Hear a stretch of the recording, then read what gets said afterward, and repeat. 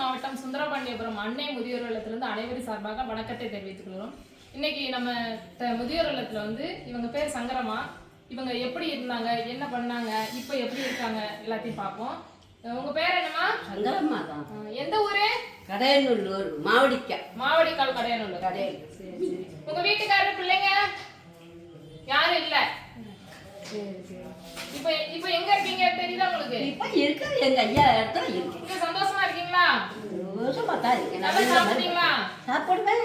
எல்லாத்தையும் இவங்க எப்படி வந்தாங்க அப்படிங்கறத கேட்டு தெரிஞ்சுப்போம். எப்படி வந்தாங்கன்னு. அனைவருக்கும் வணக்கம். இந்த அம்மா வந்து சங்கரமா. இவங்க வந்து இங்க வர்றது அப்படின்னா யூடியூப்ல கடையநல்லூர் ஸ்டேஷன் ரயில்வே ஸ்டேஷன்ல இருந்திருக்கிறாங்க.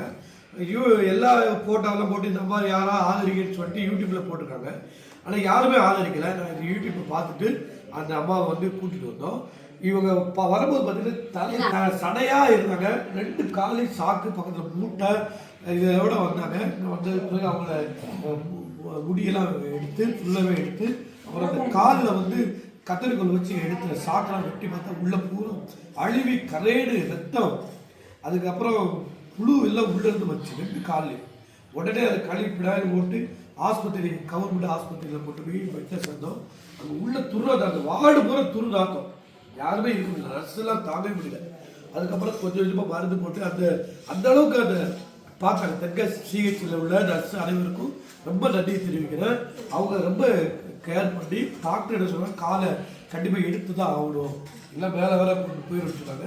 யாருமே இல்லை சார் சொல்லிட்டு 25 நாள் பெட்லேயே இருந்தோம். இருந்து கொஞ்சம் கொஞ்சமாக அந்த காலை வந்து சரி பண்ணி நைட்டு பகலாக நானே இருந்து பார்த்து இந்த அம்மா வந்து பிழைக்காதுன்னு சொன்னாங்க. அது வந்து இருக்கிற நிலைமை எப்படி இருந்துச்சுன்னா அந்த மைண்டு பூரா மாறிட்டு மைண்டு உணர ஆரம்பிச்சிட்டாங்க. அந்த மரண தருவாய் மாதிரி உணர ஆரம்பிச்சிட்டாங்க.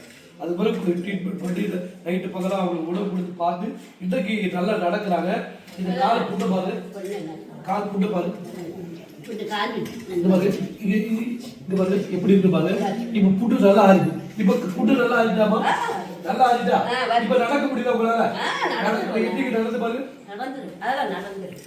இப்ப நடக்க முடியுது. வாங்க. இப்ப நல்லா நடக்கிறாங்க. யாருமே இல்லாத இந்த அம்மா வந்து இன்னைக்கு மகிழ்ச்சியோடு சந்தோஷமா இருக்கிறாங்க. இப்ப சந்தோஷமா இருக்கீங்களாமா? இவங்க மரண தருவாயில் இருந்தவங்கள இன்றைக்கு வந்து இவங்களை வாழ வச்சிருக்கிறோம். இந்த மாதிரி நிறைய பேர் இவங்க ஆதரவற்ற இல்லத்துல இருக்காங்க. இவங்க ஒரு சின்ன இதனால இவங்க தான் எல்லாமே பார்க்கணும்.